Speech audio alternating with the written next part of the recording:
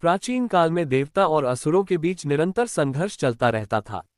एक समय ऐसा आया जब देवताओं की शक्ति क्षीण हो गई और वे असुरों से हारने लगे। तब वे भगवान विष्णु के पास गए और सहायता मांगी। भगवान विष्णु ने उन्हें सलाह दी कि वे असुरों के साथ मिलकर क्षीर सागर दूध का सागर का मंथन करें, जिससे अमृत प्राप्त होगा। अमृत पीकर वे अमर हो जाएंगे और फिर असुरों को पराजित कर सकेंगे। सागर मंथन एक विशाल कार्य था। मंथन के लिए मंदराचल पर्वत को मथानी और वासुकी नाग को रस्सी बनाया गया।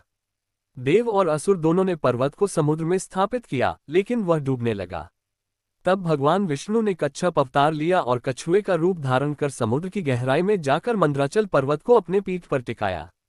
मंथन शुरू हुआ। वासुकी नाग को जब रस्सी की तरह खींचा गया तो वह क्रोधित हुआ और उसके मुख से विष निकला। ये विष इतना भयानक था कि संपूर्ण सृष्टि को नष्ट कर सकता था। तब भगवान शिव ने करुणाभाव से उस विष को अपने कंठ में ग्रहण किया और उसे वहीं रोक लिया। इसी कारण उनका नाम नीलकंठ पड़ा।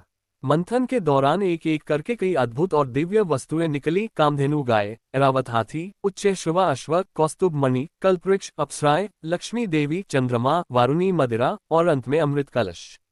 जब अमृत निकला तब असुरों ने उसे छीनने का प्रयास किया। भगवान विष्णु ने मोहिनी रूप धारण किया, एक अत्यंत सुंदर स्त्री का रूप। मोहिनी ने असुरों को मोह में डाल दिया और उन्हें विश्वास में लेकर अमृत का वितरण करने लगी। चालाकी से उन्होंने अमृत देवताओं को पिला दिया और असुरों को वंचित कर दिया। जब एक असुर, राहु, इस चाल को समझ गया तो वह देवता का रूप धरकर अमृत पीने बैठ गया।